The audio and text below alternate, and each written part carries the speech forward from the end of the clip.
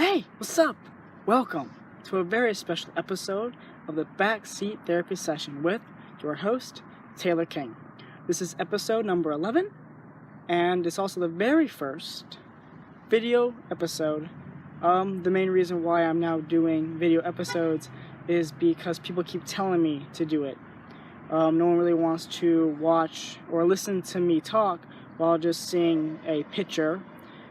So I decided that now you all get to look at my beautiful face for 30 minutes twice a week, hearing me talk about random crazy things. I'm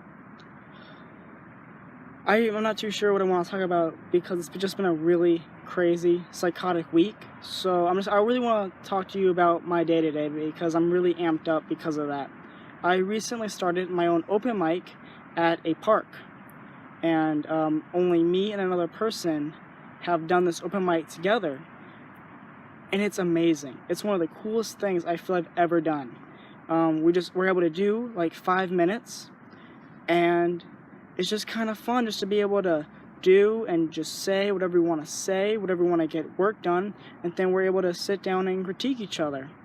And it's just fun to swap stories and to see where the other person is coming from and their thought process, and then hear their critique, because every person has their own individual sense, their own individual idea, their own individual perception of what's going on and of how you portray yourself. And it's kind of interesting to see how other people seem to perceive and how you portray yourself. That actually a solid point about when it comes to perceiving yourself and how other people perceive you. I was inspired by this Dove beauty commercial that I've learned, or I saw actually, in my advertising class. It's basically a commercial where a FBI sketch artist sketches different women. He doesn't look at them, they describe themselves, and then whatever they say, he sketches. Then another person comes in and describes the person he has just sketched and how they saw that person, and then he puts the two pictures together and has the subject, or the woman he has drawn. All the people in the commercial are women, but the male is the drawer. And they are able to look at both pictures, and the person they describe is never the person. It's actually the very opposite than what other people have seen.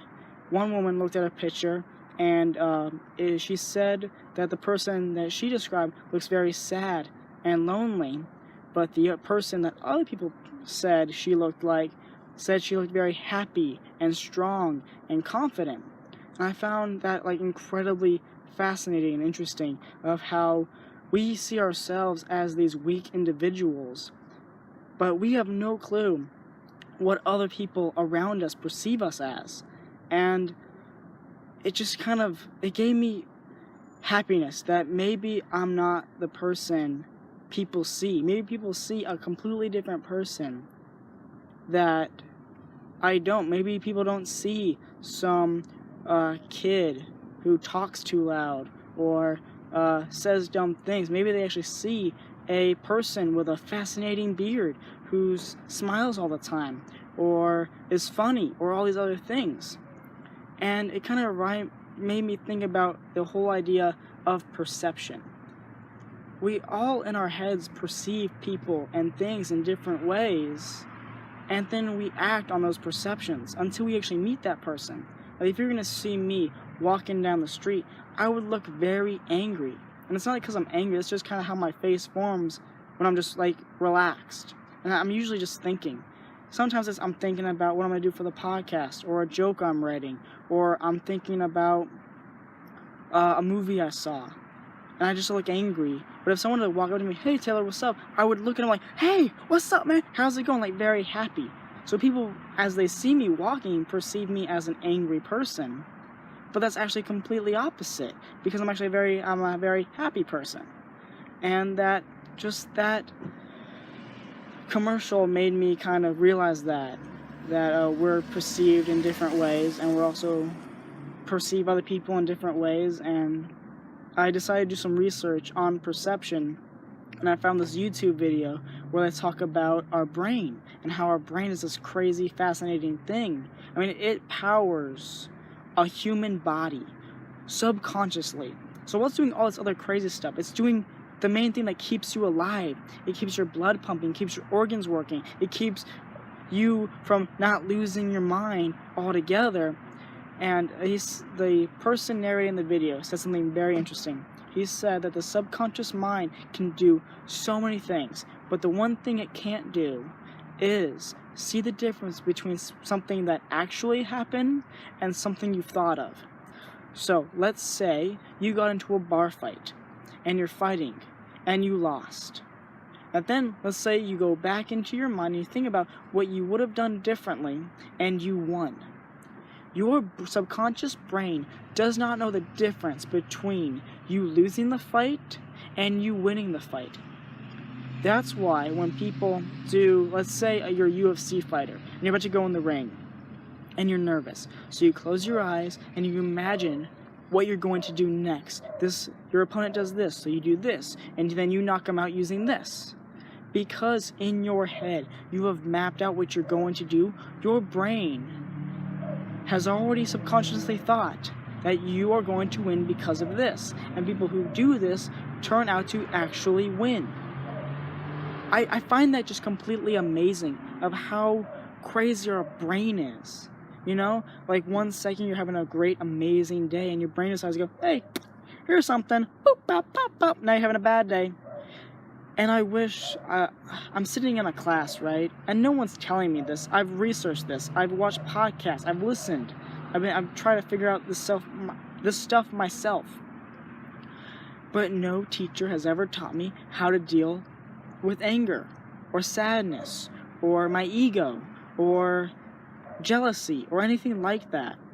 And I wish people did that. I wish there was a time where people explain what the ego is, what jealousy is, why we do the things that we do, which is basically sociology and psychology and like neuroscience. But not everybody's interested in these things. But I feel it'd be a happier place if people actually did some form of research on these topics, because it involves our brain. It involves the thing keeping us alive. It involves the thing that makes sure we don't die.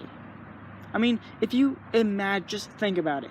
Ask yourself, why is it that every time I'm happy, I never stop myself and go, wow, right now I'm happy. But why is it every time you're sad, or you're angry or hurt, you all of a sudden go, oh, right now I'm angry. Right now I am sad. I found out that the reason for this is because when we were cavemen and we were constantly fighting, we were constantly trying to survive, we were constantly in danger, our brain did not have time to go, wow, what a beautiful day it is. Oh, wow, the sun is out. Oh, I'm so glad I'm alive. Let me hug the people around me. No, it's constantly going, oh no, there was a dinosaur about to kill me and my family. I gotta go figure this out. Oh, the dinosaur is gone. Oh, wait, was it another dinosaur? Great. Oh no, what am I gonna do? What am I gonna do? Constant fear, constant struggle, constant just going like, what are we gonna do? How am I gonna survive? But all of a sudden, we fast forward to 2016, we basically know how to survive. I'm not saying we all are surviving. I'm not saying there's no struggle. What I am saying is we're not fighting off dinosaurs. We're not fighting off alligators. Today, I woke up and I went to work. No Viking tried to kill me today. No one tried to plumage the village, my neighborhood. I did not have a constant fear. And that's where anxiety comes from. Our brain does not know. It has not evolved enough for us. So it does not know the difference between us taking a math test and us fighting a dinosaur. That's why every time you're getting all nervous for your math test, and you're going, oh no, my heart is beating, my heart is beating and it's racing and I'm scared, it's because your body is doing the same thing it would have done millions of years ago when you're fighting a dinosaur. So here's the thing, anxiety is your body preparing for battle. That's all it is. It's your body getting ready to go into battle.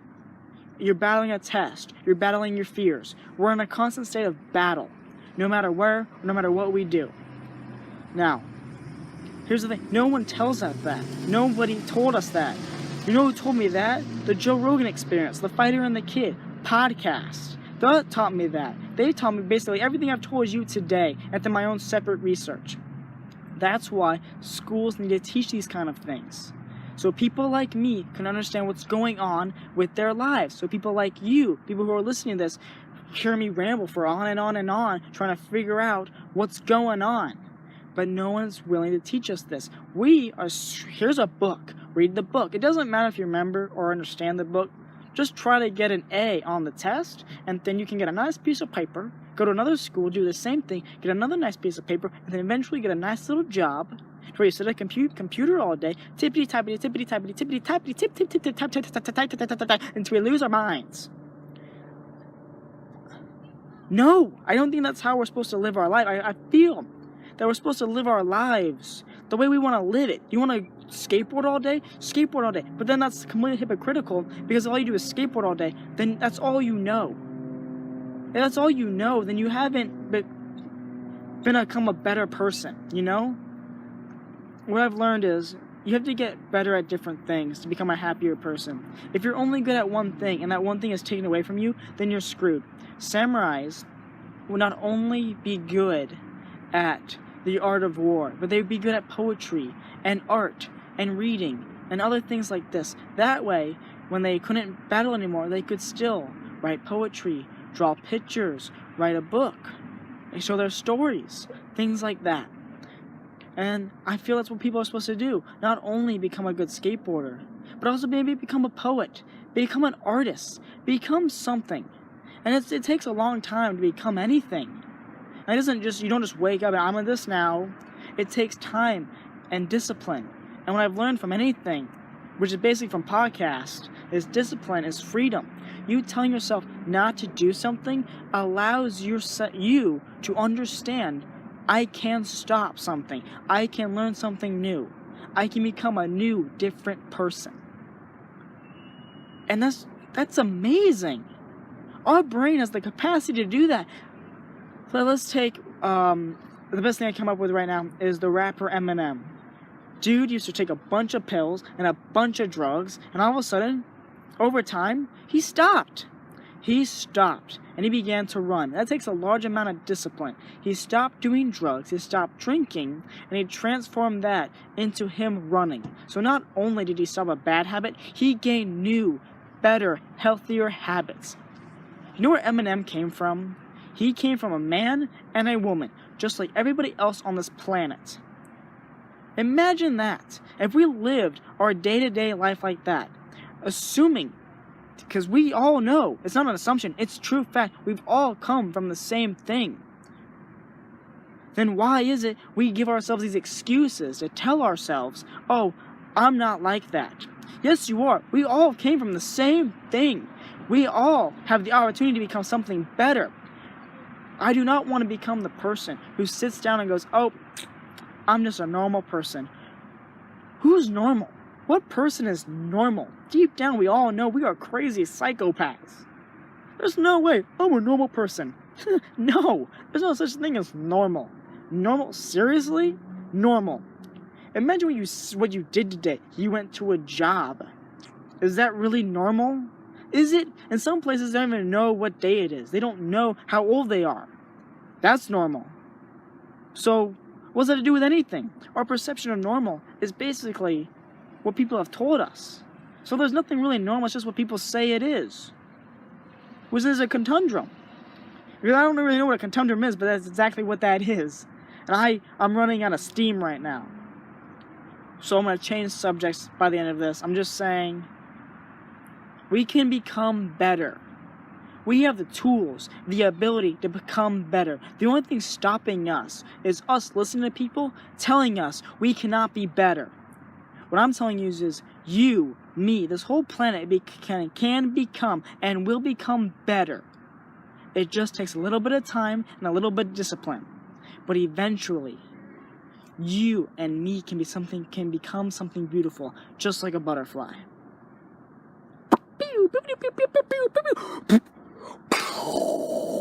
That was crazy. Now let's get to the business. I have decided to ask myself, who is this podcast for? And I feel it's for everybody trying to figure out what's going on in their lives. Preferably 18 to 20-something-year-olds. We're constantly in this giant battle between ourselves and our minds and the people around us. But nobody gave us the correct tools. Nobody showed us how to do this. So we're all just roaming around assuming what to do. And I've learned enough. And I want to dispense that. I want to put that somewhere. But right now it's difficult because, as you can tell, I'm constantly mumbling and I'm stumbling and I'm not really too sure how to do this. If you're going to watch the Joe Rogan Experience or the Backseat Therapy Session, those are two very different things. I'm not Joe Rogan. He's been doing comedy for 20 plus years. He's doing this podcast for more. He's almost on the 1,000 mark for podcasts. I'm at the 11 mark. Things are going to be very different. But all I know is if I continue this path of evolving this podcast and listen to people's critiques and figure out what I want to do with this, eventually become successful. And eventually I'll hit a giant mark. And then I will be able to help people. And because I will be able to help people, people can help me. And it's this giant cycle of helping. If you inspire one person, that one person can inspire millions. Just because of something you said. And if we all just try to inspire one person, then millions of people will become inspired. In a world full of billions, and all we have to do is just inspire one? By something we say, by something we do, just by our personality, just by the way we're perceived? That seems almost incredibly easy. It just takes time and discipline and a plan. Well, I got time. I got 30 minutes to chat. Discipline, I can take 30 minutes out of my day to chat a little bit. Opportunity, I have an iPod. I have a computer. I can boop, boop, boop, back onto YouTube. That's it. That's all it takes. There's a little bit of Wii power, I guess. I mean, if someone would ask me, Taylor, why are you doing this? Because I'm inspired by the things I'm listening to, and then I want to inspire others. So this podcast, I can't reach people younger than 16 or 17, because I don't know if they understand what I'm saying or if they even care. Maybe they do. Maybe I'm wrong. And there's 16, 17-year-olds watching this. I'm happy they are. But I don't know. I don't know entirely. But I do know I'm constantly talking to 18 to 25 to 26 to 27-year-old people who are thinking the same way I think and act the same way I do. So why not just get all this information, put it out there, and see what happens? Maybe I can inspire one person. How amazing would that be, to inspire a person? I'm inspired every day by people I listen to, and it feels amazing. I want to know what it's like to inspire someone, and that's why I have this, and that's why I do this. And I hope, maybe not the past 10 episodes, I'm trying to figure this out, but maybe this episode, maybe an episode in the future, I can inspire someone. And that's why I'm doing this. That's why I'm going to keep doing this. And that's why this podcast is going to keep evolving. So it goes from audio, to now it's video, to maybe it's something else. I don't know. But all I know is if I keep evolving, it'll get better and better and better. Just like people. Just like all of us. In this beautiful giant world.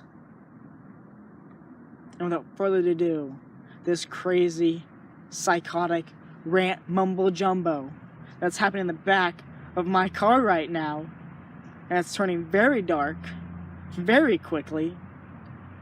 My name is Taylor King, and thank you for listening to and watching the Backseat Therapy Session. And if you are a nutcase just like me, I salute you.